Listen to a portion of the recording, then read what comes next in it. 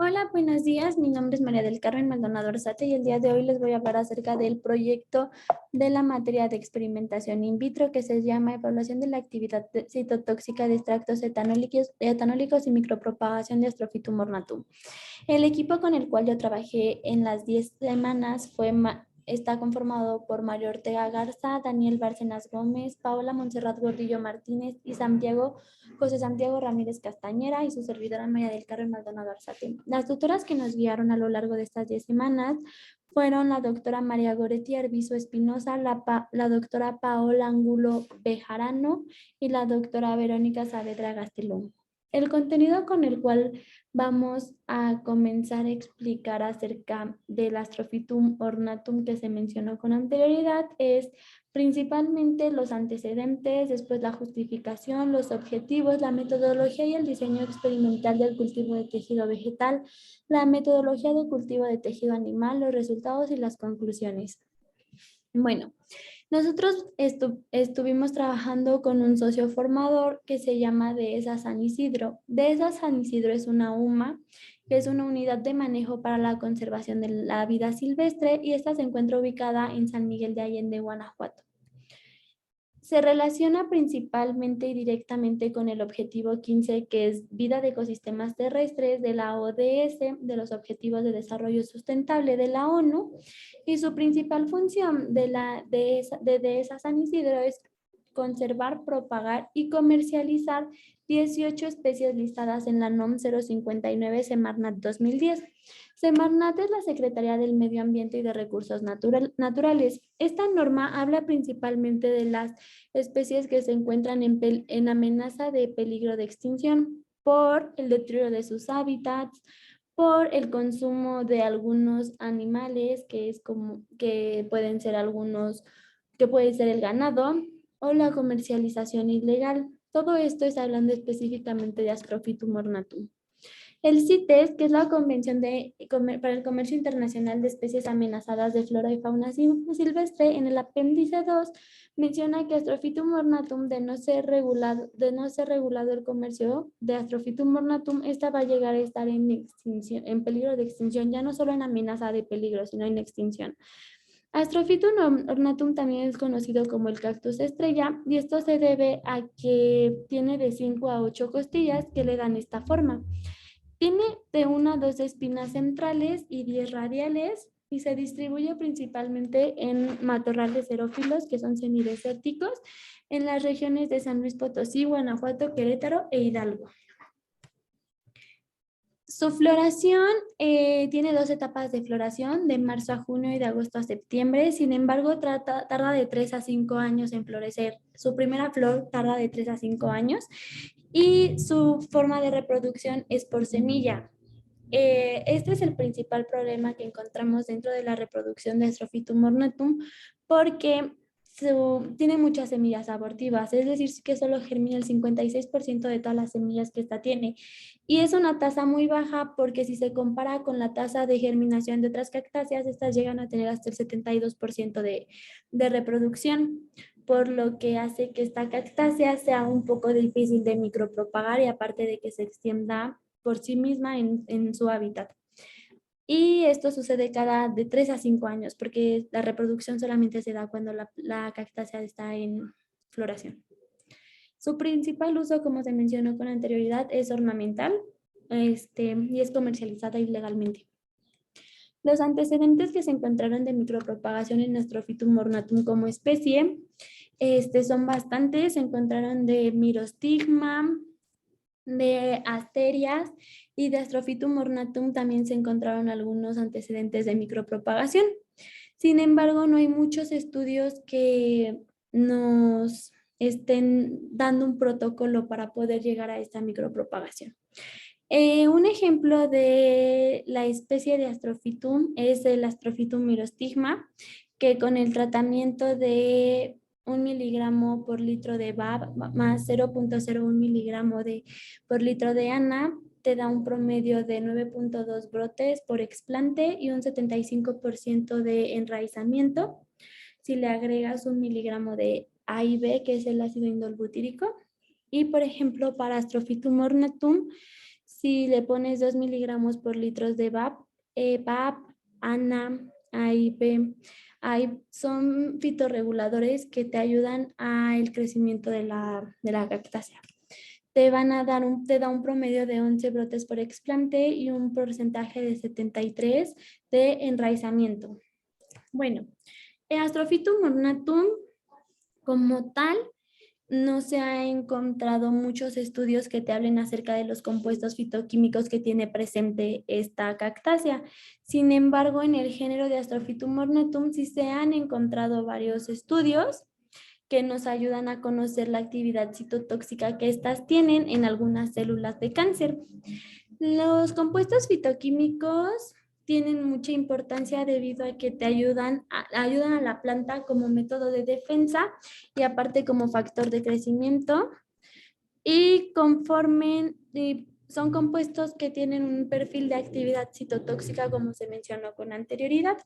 Para Astrophytum myrostigma se encontraron los siguientes compuestos fitoquímicos dentro de sus explantes, de sus extractos terrestres.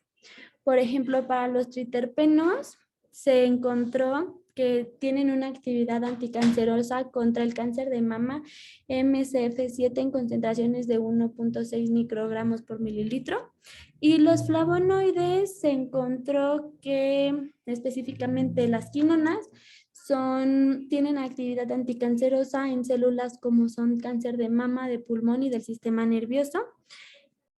La justificación de nuestro proyecto.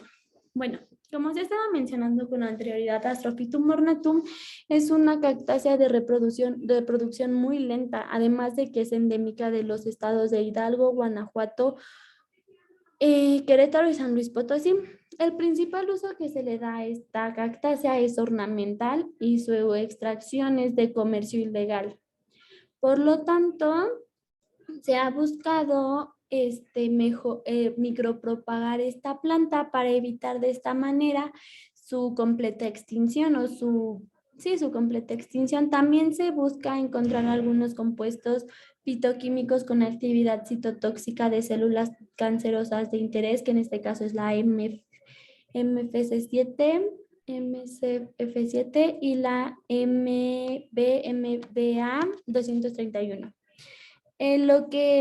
La destrucción de los hábitats como consecuencia del desarrollo humano y algunas actividades agropecuarias, además de su extracción ilegal, ha causado que esta población de Astrophytum ornatum se encuentra disminuyendo y por tal motivo está amenazada como de peligro de extinción por la NOM 059 de Semarnat. Para aumentar la población de esta cactácea se va a realizar un protocolo a lo largo de este proyecto para que se pueda micropropagar. Los objetivos. El objetivo general es diseñar un protocolo de micropropagación y evaluar los extractos etanólicos de Astrophytum ornatum, y los objetivos particulares pues es principalmente evaluar la combinación de distintos fitorreguladores para la inducción de brotes y raíces en un cultivo in vitro axénico de yemas meristemáticas de Astrophytum ornatum y evaluar la actividad citotóxica de extractos etanólicos de partes aéreas y terrestres en las líneas celulares MCF7, MBMDA 231 que pertenecen al cáncer de mama. Ahora vamos a pasar a hablar de la metodología y el diseño experimental del cultivo vegetal.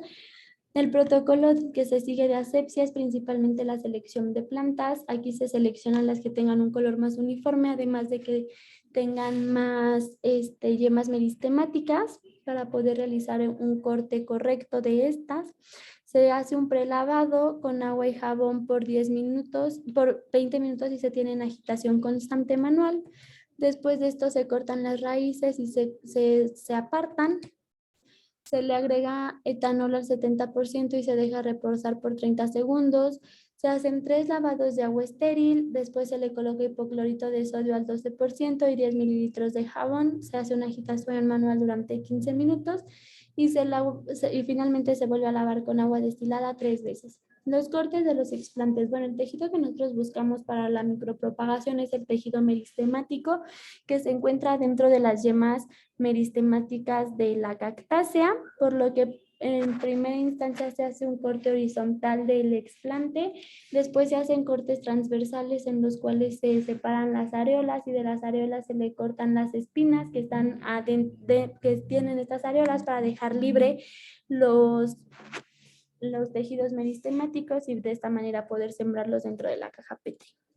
Bueno, para el diseño estadístico estamos proponiendo una inducción de brotes en yemas meristemáticas. Esto se realizó mediante la aleatorización porque con esto se puede disminuir el sesgo de error que tiene una sola persona si lo realiza y repartiéndolo a lo largo de todo el experimento. El medio que se ocupó fue un medio MS debido a que tiene una menor concentración de sal y la altas concentraciones de sales en Strophytum ornatum lo que ocasiona es que no puedan crear biomasa ni raíces. También se ocupó el carbón activado que tiene una función absorbente, es decir, va a absorber todos los fenoles para de esta manera evitar una oxidación fenólica de la planta. Y el diseño experimental estadístico que nosotros estamos proponiendo es de 2 factores que vienen siendo el ácido indolacético y la 6-benziloaminopurina y 3 niveles que para el ácido indolacético es 0, 0.5 y 1 y para la benzilaminopurina es 0, 1 y 2. Este es incompleto porque no se realizaron todas las combinaciones posibles con las fitohormonas, sino que fueron seleccionadas y por eso se menciona que es incompleto. La unidad experimental es una caja Petri con 4 a 5 explantes. Esta cantidad de explantes fue constante para todas las unidades experimentales debido a que de esta manera si se nos llegase a contaminar alguna de nuestros explantes, seguimos contando con los datos suficientes para poder realizar este tipo de modelos estadísticos. Bueno, para la inducción de brotes en yemas meristemáticas obtuvimos una hipótesis que es que no hay diferencia entre los tratamientos de inducción de brotes y yemas meristemáticas y obvio la hipótesis alterna es que existe al menos uno de los tratamientos es diferente a la inducción de brotes.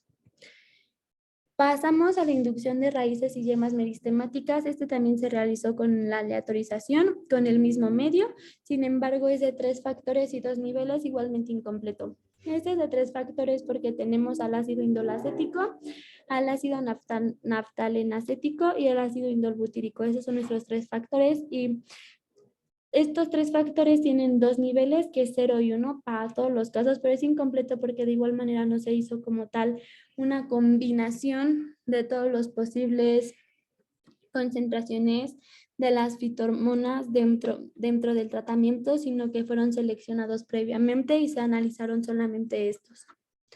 La unidad experimental es exactamente la misma, es una caja Petri con 4 a 5 explantes. Se realizó una hipótesis, se creó una hipótesis que es que ahí no hay diferencia entre los tratamientos en la inducción de raíces en yemas meristemáticas y la hipótesis alternativa es que al menos uno de los tratamientos es diferente en la inducción de yemas meristemáticas. Bueno, estas son las observaciones de los tratamientos de inducción tanto de brotes como de raíces. Como pueden observar, realmente no se ven brotes ni raíces como tal. Esto puede ser, como se mencionó con anterioridad, al tiempo de crecimiento que tiene esta cactácea, además de su tipo de reproducción.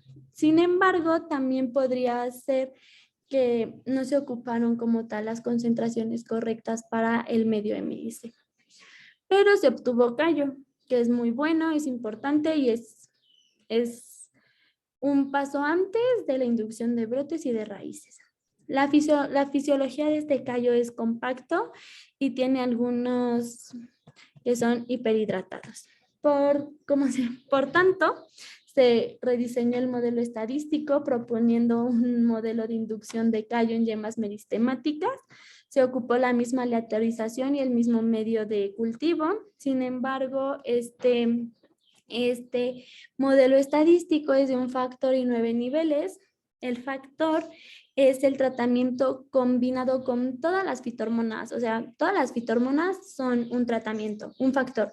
Y los niveles son las diferentes concentraciones que se le colocan a las fitohormonas.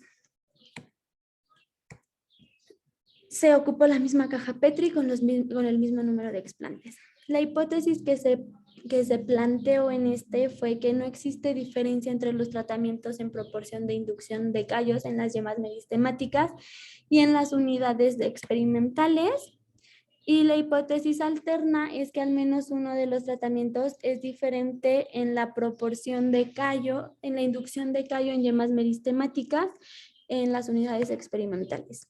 Bueno, tenemos ahora la metodología de cultivo del tejido animal para poder obtener un valor de IC50 que nos va a determinar si nuestro extracto aéreo terrestre en realidad es citotóxico contra las líneas celulares que se mencionaron con anterioridad. Primeramente se tiene que realizar un ensayo de citotoxicidad en el cual se cortan tanto las partes aéreas como las terrestres, se pesan y luego se muelen, se agregan a un tubo de Falcon, a un tubo Falcon, y a este se le agrega etanol al 98%. En nuestro caso se le agregó 3.4 mililitros de etanol al 98% y 3.7 al terrestre.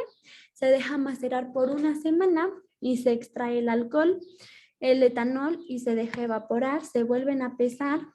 Se le agrega el DIMEM al 1% y el DMSO al 1%. Se filtra y se pasa a otro tubo. Ya a partir de agregar el DIMEM y el DMSO, esto se revisa en una campana de flujo vertical.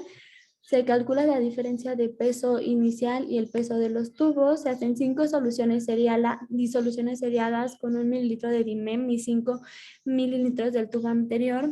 Se hace una extracción, es decir, que se quita el DIMEM que tiene las células previamente cosechadas y se pone en el pozo. Se agrega una disolución de 100 microlitros en 5 hileras y 5 pozos cada una y se deja en la incubadora por 12 horas. Se realiza un lavado de PVS 3 veces para evitar que las lecturas sean afectadas por el DIMEM, porque este tiene un color rosa. Entonces, como se realiza con espectrofotometría, no vaya a ocurrir o vayamos a tener un problema de lecturas con esta solución. Se quita y se deja secando. Se le agrega el cristal violeta, que son 200 microlitros, y se deja por 15 minutos. Se lava y se enjuaga con agua y se deja secar. Se destiñe con alcohol, con etanol al 98%. Se colocan 200 microlitros en cada pozo y se hace la lectura en el espectrofotómetro. Los resultados que obtuvimos del cultivo de tejido vegetal. Bueno, como se puede ver, en el día 1 solamente se podía observar literalmente el corte que se había realizado de la yema meristemática, y ya para el día 16 se observó la presencia de callo, también compacto, pero no se observó algún tipo de desdiferenciación celular, que nos pareció bastante normal porque llevaban muy poquitos días. Sin embargo, para el día 25 se continuó sin tener una inducción de brote, solamente se obtuvo una inducción de callo. Este tipo de callo era compacto e hiperhidratado. Se ocuparon 142 explantes que se repartieron en cajas Petri, que se encontraban cada caja tenía 4 a 5 explantes. 86 de estos explantes crearon callo compacto, es decir, un 60.5% fue callo. Ahora vamos a hablar del modelo estadístico que se ocupó para poder determinar si existía alguna diferencia dentro de los tratamientos. Bueno, se ocupó el ANOVA de un factor con 9 niveles, con una confianza del 97%, y se obtuvo un valor de P de 0.213, dándonos a entender que no se podía rechazar la hipótesis nula. Sin embargo, como es un experimento estadístico, no nos podíamos quedar simplemente con el análisis de las varianzas, por lo que realizamos una tabla de comparación de los tratamientos con el método de Tukey y se obtuvo que todos estaban dentro del mismo grupo. Entonces no existía una diferencia significativa de estos tratamientos. Aquí se puede observar nuestra gráfica factorial en los tratamientos y, como se menciona con anterioridad, en realidad no existe una diferencia significativa que nos pudiera decir este tratamiento es mejor o no. Por tanto, no se rechaza la hipótesis nula, que decía que que no existía ninguna diferencia dentro de los tratamientos. Por tanto, todos los tratamientos te van a inducir callo. En cuanto a asepsia, nosotros logramos tener una asepsia del 86% en los explantes y aquellas que se nos contaminaron fueron principalmente por organismos endófitos. Esto quiere decir que se encontraban dentro de la planta. Para evitar esto, nosotros podríamos modificar los tiempos de lavado, aumentar el tiempo de lavado, pero disminuir las concentraciones para que no se nos vaya a hiperhidratar o deshidratar el explante. Y esto logre un estrés mayor al que ya se tenía en el momento del corte. Las observaciones de los resultados fue que generaron células alargadas, se generaron raíces en dos cajas Petri, que se puede relacionar con la organogénesis indirecta y se dio la diferenciación y la desdiferenciación celular. Los resultados de cultivo de tejido animal. El rendimiento que nosotros obtuvimos para los extractos aéreos fue de 8.6 y para los extractos terrestres fue de 2.2. En realidad no fue el mejor rendimiento porque hay rendimientos que llegan hasta el 33%, 34%. Sin embargo, para el experimento que nosotros realizamos fue suficiente. Nos ayudó a determinar el IC de cada extracto y concluir si eran o no eran citotóxicos. Por tanto, una vez obtenidos los resultados, la lectura de absorbancia del espectrofotómetro, se colocan en un Excel y se saca el promedio de cada una de las concentraciones que se tenían. Se saca la desviación estándar, el porcentaje de células viables y el porcentaje de desviación estándar. Y se grafica el porcentaje de células viables contra concentración. Se obtiene esta gráfica o las siguientes gráficas, se le crea una línea de tendencia y se le colocan barras de error. Las barras de error se pertenecen al porcentaje de desviación estándar y nos dicen qué tan arriba o qué tan abajo podemos encontrar nuestro error, ¿no? Nosotros pues sí cometimos algunos errores, como fue el mal uso del pipeteo, de las diluciones y entre muchos otros. Entonces, para evitar esto se podría tener una mejor técnica de pipeteo y una mejor concentración dentro de las diluciones, pero con esta línea de tendencia y las barras de error se obtiene la ecuación de la gráfica y el valor de R, y con la ecuación de la gráfica se despeja para X y se sustituye el valor 50 en el valor de Y para obtener el IC50. En caso de las células MCF7, para los extractos terrestres se obtuvo un IC50 de 8.2 y para los extractos aéreos de 39.74 miligramos por mililitro. Para las células de MPMDA 231, para los terrestres se obtuvo un IC50 de 50.38 y para los aéreos de 33.19. Según el National Cancer Institute, el IC50 debe ser menor a los 20 microlitros por mililitro para poder ser considerado con actividad citotóxica. Como podemos ver, nuestros valores no cuentan o no entran dentro de ese rango, por lo que no contienen una actividad citotóxica para ese tipo de líneas celulares. Sin embargo, son inhibidores celulares. En conclusión, podemos decir que logramos establecer un protocolo de lavado, un buen protocolo de lavado, que los diferentes tratamientos no generaron inducción de brotes y raíces, sin embargo, sí generó callo en las yemas meristemáticas y que el extracto no tuvo ninguna actividad citotóxica según lo establecido en el National Institute of Cancer. Aquí están nuestras referencias y muchas gracias por su atención.